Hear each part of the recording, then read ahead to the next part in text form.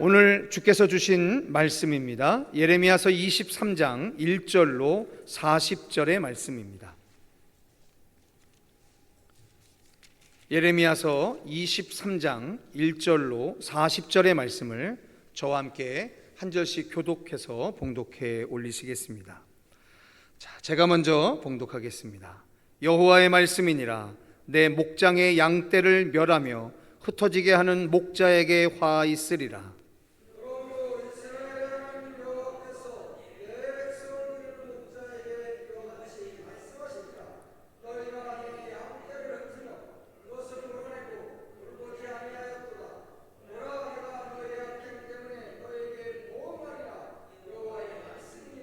내가 내 양떼에 남은 것을 그 몰려갔던 모든 지방에서 모아 다시 그 우리로 돌아오게 하리니 그들의 생육이 번성할 것이며 내가 그들을 기르는 목자들을 그들 위에 세우리니 그들이 다시는 두려워하거나 놀라거나 잃어버리지 아니하리라. 여호와의 말씀이니라. 보라, 때가 이르리니 내가 다윗에게 한 의로운 가지를 일으킬 것이라. 그가 왕이 되어 지혜롭게 다스리며 세상에서 정의와 공의를 행할 것이며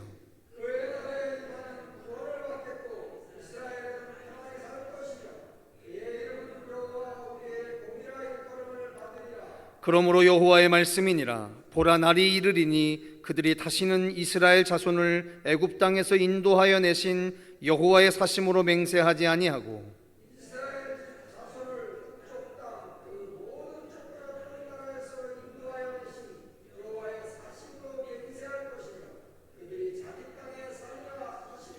선지자들에 대한 말씀이라. 내 마음이 상하며 내 모든 뼈가 떨리며 내가 취한 사람 같으며 포도주에 잡힌 사람 같으니 이는 여호와와 그 거룩한 말씀 때문이라.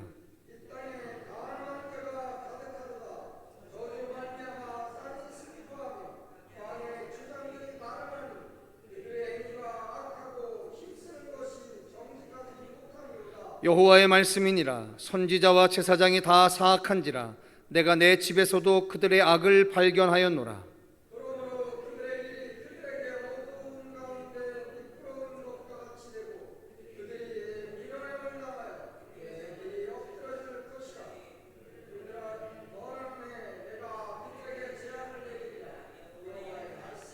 내가 사마리아 선지자들 가운데 우매함을 보았나니 그들은 바알을 의지하고 예언하여 내 백성 이스라엘을 그릇되게 하였고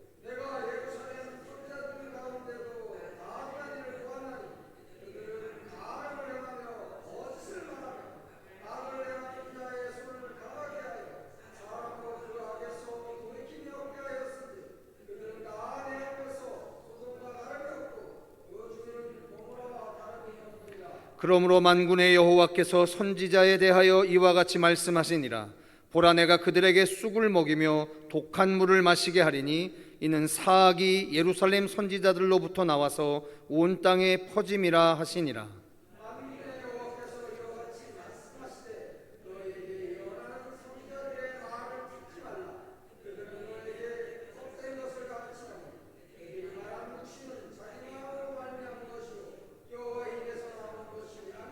항상 그들이 나를 멸시하는 자에게 이르기를 너희가 평안하리라. 여호와의 말씀이리나 하며 또 자기 마음이 완악한 대로 행하는 모든 사람에게 이르기를 재앙이 너희에게 임하지 아니하리라 하였느니라.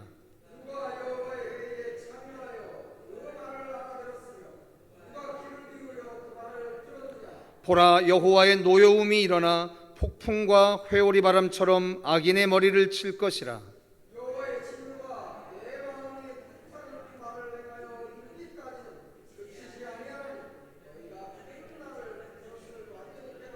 이 선지자들은 내가 보내지 아니하였어도 다름질하며 내가 그들에게 이르지 아니하였어도 예언하였은즉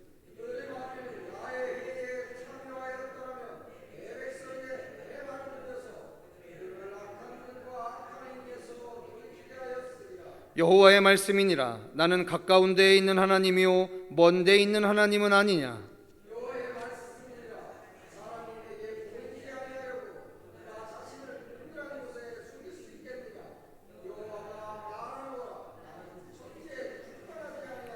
내 이름으로 거짓을 예언하는 선지자들의 말에 내가 꿈을 꾸었다고 말하는 것을 내가 들었노라.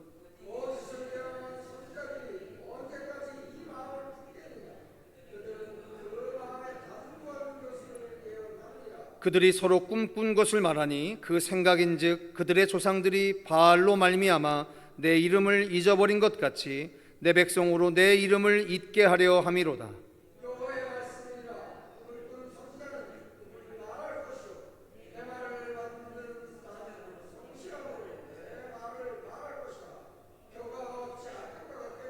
여호와의 말씀이니라. 내 말이 불같지 아니하냐? 바위를 쳐서 부스러뜨리는 방망이 같지 아니하냐?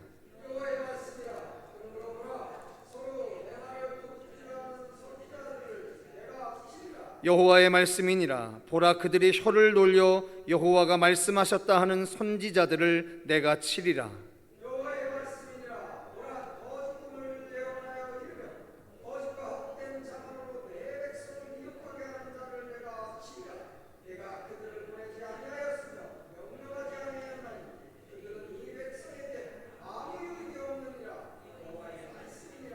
이 백성이나 선지자나 제사장이 내게 물어 이르기를 여호와의 엄중한 말씀이 무엇인가 묻거든 너는 그들에게 대답하기를 엄중한 말씀이 무엇이냐 묻느냐? 여호와의 말씀에 내가 너희를 버리리라 하셨고,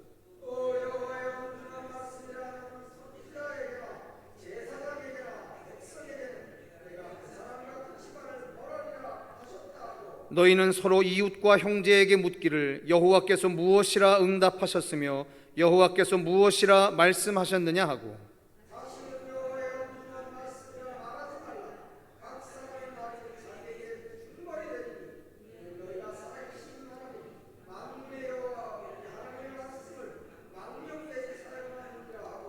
너는 또 선지자에게 말하기를 여호와께서 내게 무엇이라 대답하셨으며 여호와께서 무엇이라 말씀하셨느냐?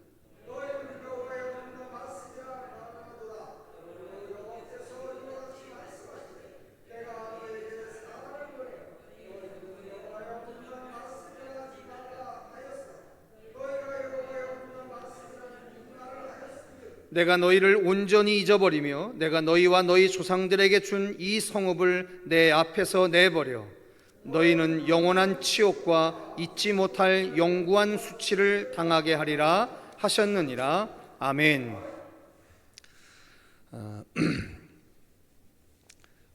2024년의 사순절의 어간에는 우리는 두 번째 대예언자인 예레미야서를 우리가 강해하고 있습니다. 우리는 예언자들의 글을 통해서 분명히 확인하고 가야 할 바들이 있습니다. 첫 번째 대예언자인 이사야 선지자는 남유다의 10번째 왕이었었던 우시야, 요담, 아하스, 히스기야라고 하는 4명의 왕이 통치하던 시절에 예언의 활동을 했던 사람입니다. 그것은 곧 무엇을 얘기하냐면 이사야 선지자를 통해서 이스라엘의 멸망과 또한 그 멸망 가운데 하나님이 다시금 이스라엘의 역사를 일으켜 세우신다라고 하는 예언이 실제적인 역사의 멸망 587년 무려 200여 년 전부터 예언하게 하셨다라고 하는 겁니다. 그리고 그 뒤에 여러분 잘 아시는 것처럼 북이스라엘을 여로보암의 죄로 멸망했다라고들 이야기하는데 남유다는 므낫세의 죄악으로 말미암아 멸망했다, 이렇게 역사가들이 서술하지 않았었습니까?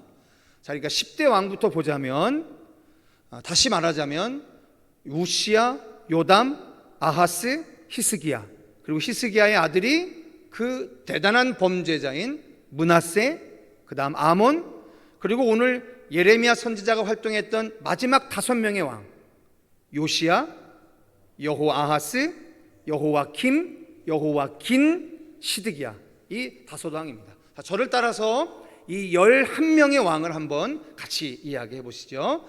자, 저를 따라 해보시겠습니다. 우시야, 요담, 아하스, 히스기야, 므낫세, 아몬, 요시야, 여호아하스, 여호와킴, 여호와긴, 시드기야. 그렇습니다. 잘하셨습니다. 제가 이런 말씀을 드렸습니다. 구약성경 39권은 결국은 이스라엘 왕조에 대한 이야기가 절반을 차지합니다. 그것은 신명기적 역사서, 역대기적 역사서와 그리고 우리가 지금 보고 있는 이사야 선지자부터 말라기 선지자까지의 모든 예언서들이 결국은 다 이 왕들에 대한 이야기 때 나왔던 일들의 이야기입니다. 그래서 이 구약성경 절반을 차지하는 이스라엘의 왕들에 대한 이야기는 신명기서 28장에 나와 있는 화복사상, 즉 하나님의 율례와 규례를 잘 지키면 복을 받고 그렇지 아니하면 벌을 받는다라고 하는 이 이야기의 증명서와도 같다. 이렇게 생각하시면 구약성경은 큰 오해가 없을 수 있습니다. 자, 그런데 성도 여러분, 오늘 23장을 읽으시다 보면 참 답답함이 많이 느껴집니다. 그런데 제가 어제 22장을 강의하면서 우리 성도들에게 그런 말씀을 마지막 했었습니다. 그게 바로 뭐냐면 유다의 19대 왕이었던 여호와킨, 고작 해야 3개월밖에 왕이 없었고 눈알이 바벨론의 포로로 끌려가게 되지 않습니까? 그리고 그가 바벨론에 끌려가서 7명의 아들을 낳았는데요, 그 7명의 아들이 결국은 유다의 왕이 되질 못했습니다. 요시아의 3번째 왕인 시드기야가 마지막 20번째 왕이 된 거니까 여호와긴의 아들을 7명은 이스라엘의 왕이 되질 못했어요.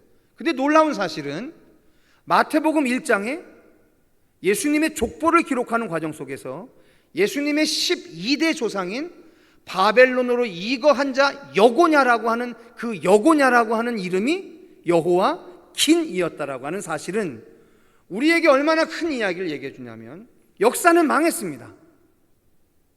완전한 하나님의 심판으로 이스라엘의 역사는 망했습니다. 그런데 하나님은 그 망한 이스라엘의 역사, 아무도 주목하지 않는 한 곳에서 그의 후손들을 통해 인류의 영원한 왕이신 예수의 족보를 써나가고 계셨다라고 하는 거였었죠. 자, 오늘 예레미야서 23장도요 똑같은 이야기입니다. 하나님이 이스라엘을 멸망시키겠다라고 하는 거예요. 여러분 되게 웃기지 않습니까? 여러분 남유다의 마지막 왕 시드기야의 이름의 뜻이 무슨 뜻인 줄 아십니까? 여호와께서 나의 구원자이시다라는 뜻이에요. 그 뜻을 가진 시드기야 때 이스라엘이 멸망한 겁니다. 조상들의 죄악을 계속해서 저지르다가 멸망한 겁니다. 근데 그 멸망한 왕의 이름의 뜻이 뭐냐면 여호와께서 나의 구원이시다라는 뜻이에요. 이게 이 시대를 대변해주는 가장 우스운 이야기입니다. 이름은 태어날 때부터 여호와께서 나의 구원이시다라고 이야기하며 통치하던 사람이었었는데 결국은 하나님과는 아무 상관이 없는 인생들을 살아갔던 사람들이었다는 겁니다. 여러분, 누구에게 주는 경고이고 교훈일까요? 우리들 아니겠습니까? 이것이 오늘의 우리들에게 들려지는 말씀이고 예언이고 경고가 아니라면 우리가 이 글을 도대체 뭐하러 읽겠습니까? 뭐하러 이 글을 남겨놓으셨겠습니까? 이건 하나님의 역사가 계속되어지는 모든 날 동안 하나님 앞에 구원의 백성으로 살아가는 모든 이들에게 주시는 예언이고 경고이다. 자, 그런데 우리는 이런 얘기했습니다. 어제 우리가 요한계시록을 강해 설교하면서 그 요한계시록의 부제를 뭐라고 했냐면 어떻게 희망할 것인가 라는 제목을 가지고 우린 요한계시록을 강의하고 있지 않습니까? 무슨 얘기냐면 이스라엘 왕조의 역사는 결국은 하나님으로부터 시작했다가 바알을 숭배하는 민족으로 멸망해 가는 겁니다. 더 문제는 뭐냐면 마음의 중심으로는 바알을 섬기지만 겉으로는 하나님을 향한 예배의 모습이 고스란히 남아있다라고 하는 거예요. 마음으로는 바알을 섬기는데 겉으로는 하나님을 예배하는 것이 지금 이사야, 예레미야, 에스겔 선지자를 통해서 보여줬던 망해가고 있는 이스라엘의 모습이었다라고 하는 건 한결같은 이야기 아닙니까? 누구를 향한 이야기일까요? 우리들을 향한 이야기죠. 예수를 주와 그리스도로 삼고 살아간다라고 입으로는 이야기하지만 우리의 가슴속 한편에는, 마음의 중심 속에서는 예수가 주와 그리스도가 되어 있는 것이 아니라 돈과 권력과 지식과 출세와 성공과 육신의 자랑, 안목의 정욕, 이생의 자랑이 우리의 주와 그리스도가 되어 있는 상황입니다.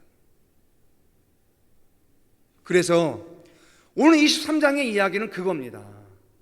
그 완악한 너희들을 내가 다 무너뜨려내는데 핵심은 거기에 있는 것이 아니라 다 무너뜨리고 다시 내가 내 목자를 세워서 너희들을 이끌어낼 건데, 여러분 7절과 8절을 한번 읽어보시죠. 다시 읽어보겠습니다. 7절과 8절입니다. 시작. 그러므로 여호와의 말씀이니라. 보라, 날이 이르리니 그들이 다시는 이스라엘 자손을 애굽 땅에서 인도하여 내신 여호와의 사심으로 맹세하지 아니하고 이스라엘 집 자손을 북쪽 땅 그 모든 쫓겨났던 나라에서 인도하여 내신 여호와의 사심으로 맹세할 것이며 그들이 자기 땅에 살리라 하시니, 이렇게 이야기합니다.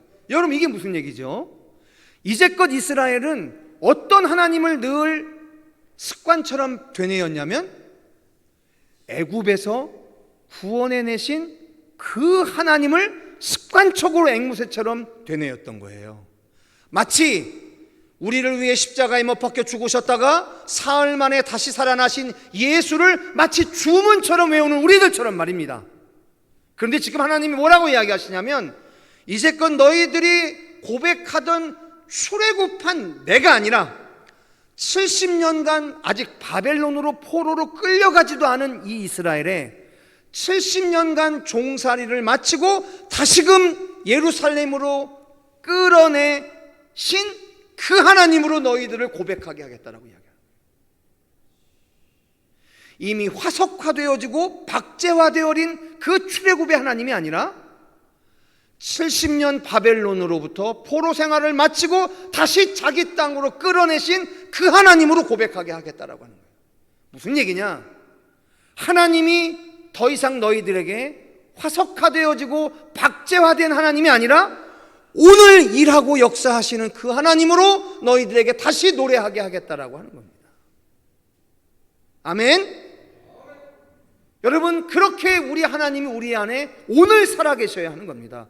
오늘을 역사하시고 오늘을 일하시는 하나님으로 살아계셔야 하는 거예요. 그러니 여러분, 제발 이런 얘기 하지 마세요. 우리가 10년 전은 어땠다느니, 20년 전은 어땠다느니, 옛날에 교회가 좋았다느니, 옛날에 교제가 어땠다느니, 여러분, 이런 얘기가 여러분 입술에서 떠나야 해요. 그건 믿음이 없는 사람들의 이야기예요. 왜냐하면 지금 예레미야서가 이야기하고 있는 이 시대의 모든 경고는 뭐냐면, 지금은 죽은 것 같은 하나님에 대해서 살아가고 있는 백성들에 대한 경고 아닙니까? 지금의 교회에 역사하시는 하나님은 죽어 있는 겁니까? 여러분들의 그 옹졸한 신앙의 마음에 죽어 있는 거지, 그 하나님이 죽어 계시냐는 거예요. 똑같은 과오와 범죄를 우리가 지금 저지르고 있다니까요. 아무렇지도 않게.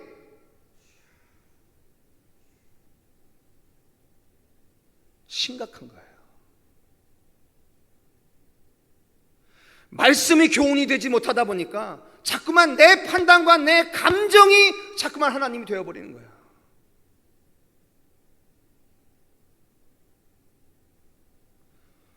오늘도 그 살아계신 하나님 앞에 머리 조아릴 줄 아는 지혜로운 인생들이 이 본당에서 한 15분, 그리고 온라인으로 한 25분 그렇게 예배하고 있는 겁니다.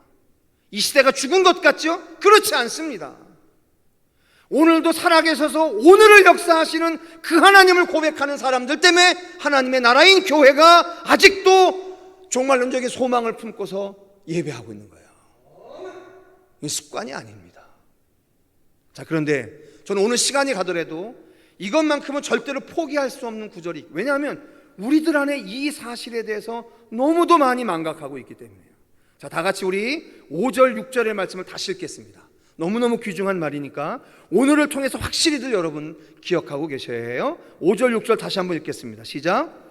여호와의 말씀이니라. 보라, 때가 이르리니 내가 다윗에게 한 의로운 가지를 일으킬 것이라. 그가 왕이 되어 지혜롭게 다스리며 세상에서 정의와 공의를 행할 것이며 그의 날에 유다는 구원을 받겠고 이스라엘은 평안히 살 것이며 그의 이름은 여호와 우리의 공이라 일컬음을 받으리라. 자, 성도 여러분 잘 보십시오.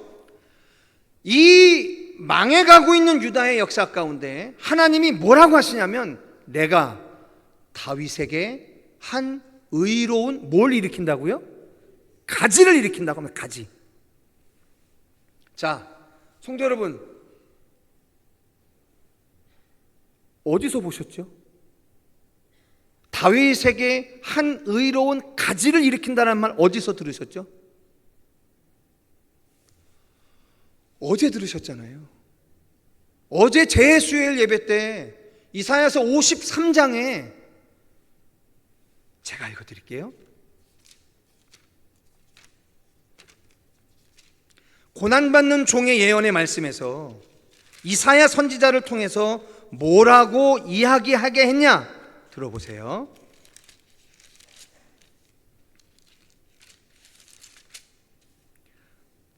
(53장 2절입니다) 그는 주 앞에서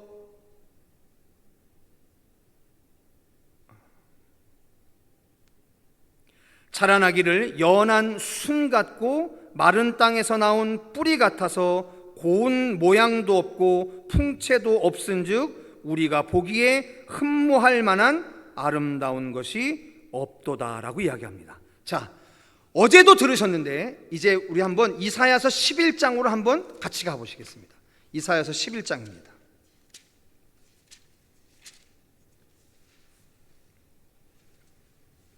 자, 이사야서 11장입니다.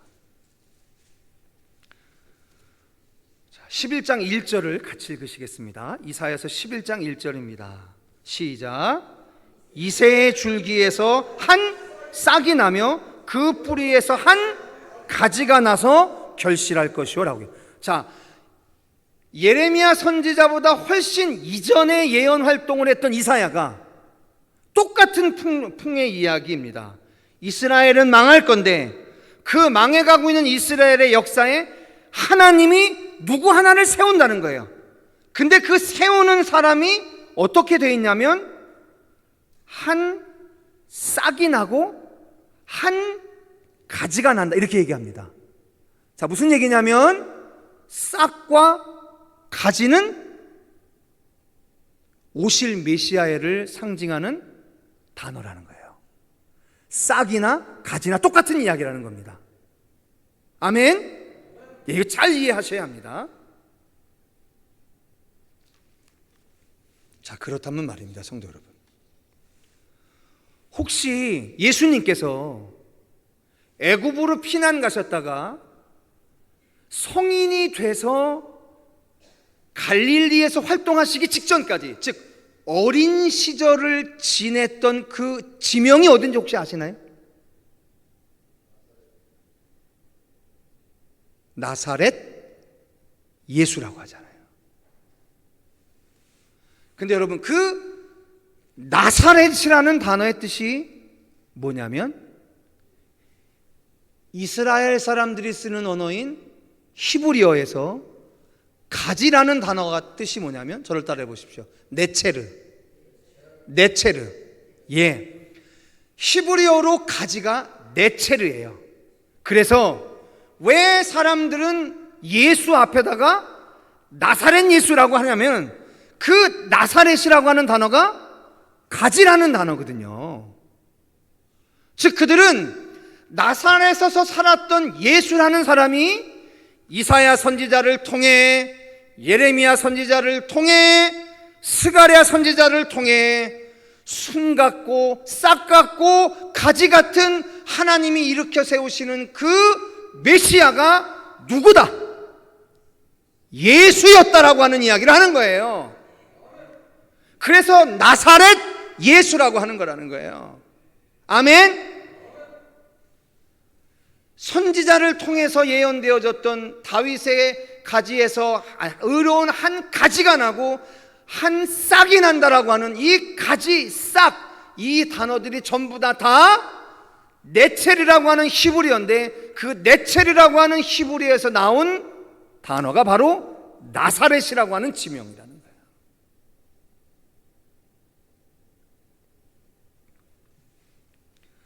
그러니 이해가 가시지 않습니까? 뭐가 이해가 되냐면, 방금 읽으셨던 이사야 11장에 그냥 들어보면 보십시오. 이새의 줄기에서 한 싹이 나며 그 뿌리에서 한 가지가 나서 결실할 것이요, 그의 위에 여호와의 영, 곧 지혜와 총명의 영이요, 모략과 재능의 영이요, 지식과 여호와를 경외하는 영이 강림함시리니, 그가 여호와를 경외함으로 즐거움을 삼을 것이며 그의 눈에 보이는 대로 심판하지 아니하며 그의 귀에 들리는 대로 판단하지 아니하며 공의로 가난한 자를 심판하며 정직으로 세상에 겸손한 자를 판단할 것이며 그의 입에 막대기로 세상을 치며 그의 입술의 기운으로 악인을 죽일 것이며 공의로 그의 허리띠를 삼으며 성실로 그의 몸의 띠를 삼으. 이 예언의 말씀을 이렇게 해석하는 거예요, 성도 여러분. 많은 사람들이 얘기합니다. 예수가 하나님이라며. 근데 그 하나님이 이 땅에 오셨다가 우리의 죄를 십자가에서 지고서 죽으시고 부활하셨다며. 근데 어떻게 세상이 이렇게 죄악으로 꽉 차 있냐라고도 사람들은 이야기합니다. 그런데 성경에 입각한 역사관, 세상을 바라볼 줄 아는 지혜의 눈을 가진 사람들은 뭐라고 얘기하는 거냐면, 우리는 그분이 예수라는 걸 알잖아요. 근데 그 예수가 2000년 전에 이 땅에 오셨다는 것도 알잖아요. 그러면 그 예수 탄생 이후에 이 모든 세월, 이 세월을 지배하고 있는 진짜 힘은 뭐냐? 악인이 관영하는 것 같지만, 악인이 성공하고 승리하는 것 같지만, 악인이 이기는 것 같지만 그게 아니라는 거예요. 다윗의 줄기에서 난 한 가지요 한 싹이었던 예수가 이 땅에 오셨고, 그분이 이 땅에서 최후의 승리를 십자가에서 이기시고 부활 승천하신 이후의 삶을 살아가는 우리들의 오늘의 현실은 악인이 흥하는 것 같지만, 죄인이 흥하는 것 같지만 아니에요. 하나님이 공의로 심판하고 계시다는 거예요. 이게 말씀에 기초한 세상에 대한 판단인 거예요. 역사에 대한 판단이고 시간에 대한 판단인 거예요. 하나님이 죽어 계시는 게 아니거든요. 하나님이 멈추어져 있는 것이 아니거든요. 우리가 하나님이 역사하시는 그것을 보지 못하고 있는 것뿐인 거예요. 하나님이 이기십니다. 하나님이 이기고 계십니다. 그것이 오늘을 살아가는 그리스도의 신앙을 가진 우리들의 고백이라는 거예요.